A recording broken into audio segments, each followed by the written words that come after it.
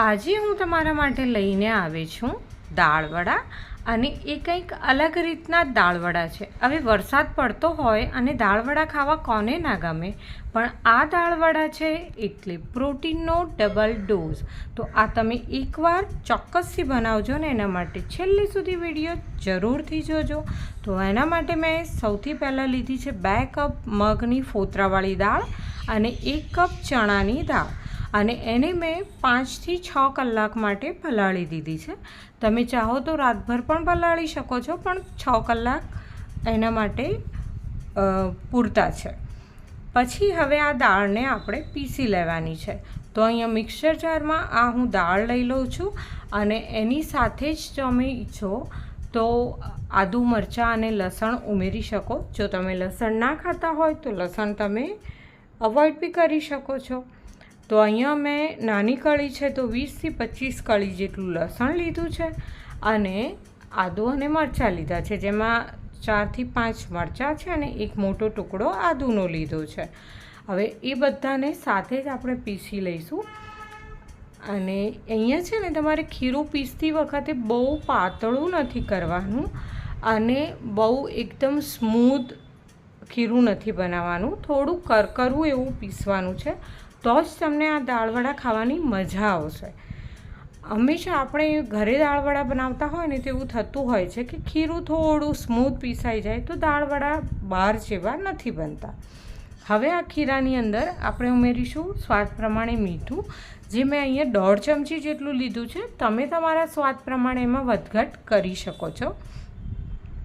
મીઠું ઉમેરીને પછી એને સરસ રીતે તમારે ફીણી લેવાનું છે।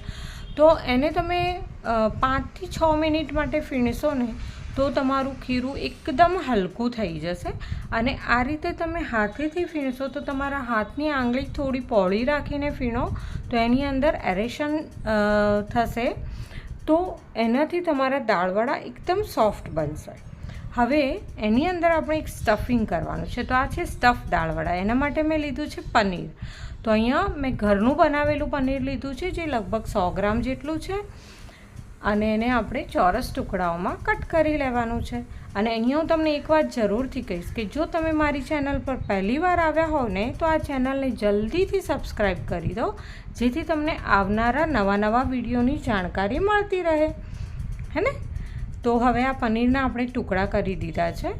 હવે એને આપણે થોડું મેરિનેટ કરીશું। તો આ મેરિનેશન બી આપણું ગુજરાતી ઢબનું જ છે, જે બધા ગુજરાતી લોકોને ભાવતો મસાલો હોય છે મેથીઓ મસાલો, જે આપણે ખીચા ઉપર નાખીને પણ ખાતા હોઈએ છીએ અથવા ઉપમા સાથે પણ ખાતા હોઈએ છીએ। તો એ મેથીઓ મસાલો મેં 1 ચમચી જેટલો લીધો છે અને પનીરને એમાં બિલકુલ રગદોળી લીધું છે, જેથી દરેક પનીરના ટુકડા પર મેથીઓ મસાલો લાગી જાય। તમે ઈચ્છો તો આની પર થોડું તેલ નાખી શકો, પણ મેથીયા મસાલામાં તેલ હોય છે એટલે નાખવાની જરૂર નથી।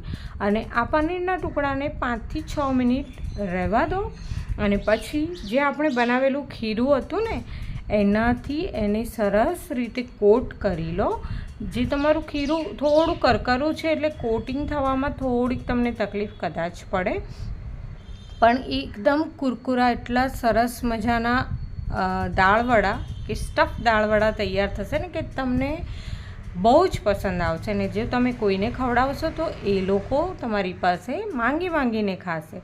તો કેવી લાગી આ રેસીપી? જો તમને ગમી હોય તો આ વિડીયોને લાઇક એન્ડ શેર જરૂરથી કરજો અને મને કમેન્ટ કરીને જણાવજો કે કેવા બન્યા તમારા દાળવડા। હા, થેન્ક યુ ફોર વોચિંગ અને એકવાર જરૂરથી ટ્રાય કરજો।